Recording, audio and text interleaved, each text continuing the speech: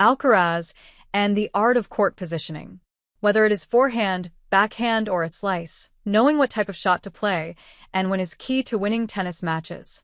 But so too is a player's position on the court, with the very best in the world knowing where to be to anticipate a return or to gain a few more valuable seconds to plan their next move. Few are better masters of this art than Carlos Alcaraz, who is proving to be one of the most complete players on the tour at the moment.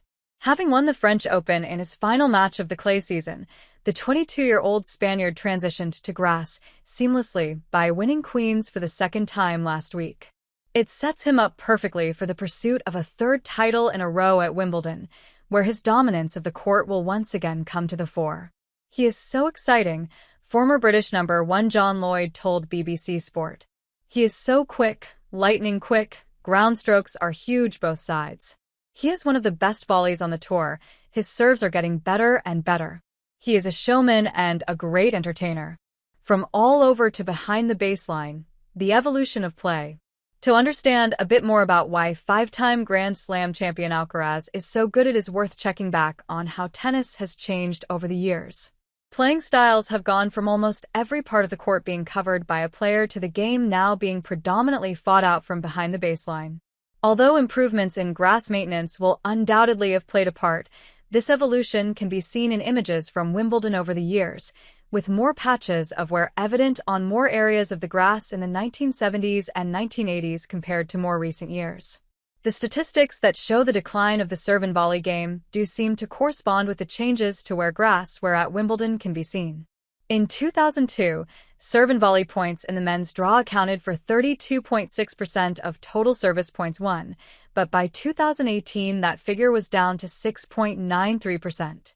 Evolution of the equipment used will have contributed to this eventual drop, with the development of modern rackets and strings making it easier to hit powerful ground strokes from the baseline.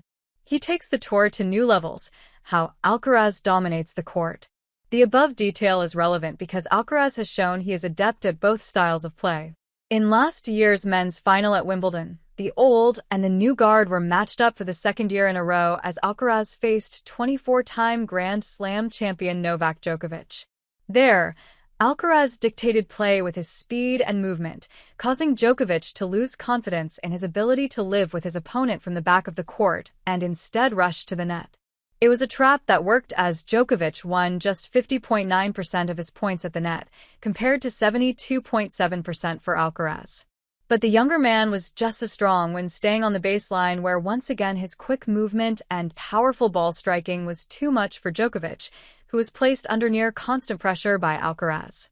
In that final, Djokovic was only able to generate 3 break points and won 1, whereas Alcaraz was able to generate 14 break points and won 5, so there was constant pressure on him, says Craig O'Shaughnessy, tennis analyst and founder of Brain Game Tennis, who has worked with Djokovic.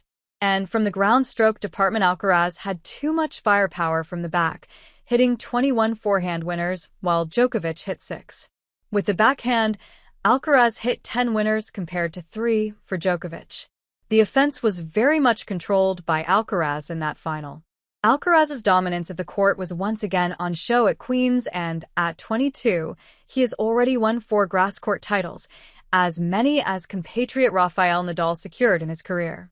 Nadal, of course, was the king of clay, given his brilliance on that surface, but Alcaraz is showing proficiency on all court types. It is never a letdown with this player, said former British number 1 Andrew Castle, who was commentating on the Queen's tournament.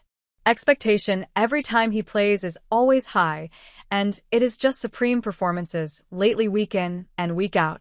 His movement is incredible, adds O'Shaughnessy. His acceleration from the first 2 or 3 steps helps him get to balls other players can't, and then also his recovery out of the shot is incredibly fast as well. When I saw him up close and personal for the very first time, I was blown away. I didn't think people could move that well on a tennis court. He takes the tour to new levels with what's possible with movement on a court.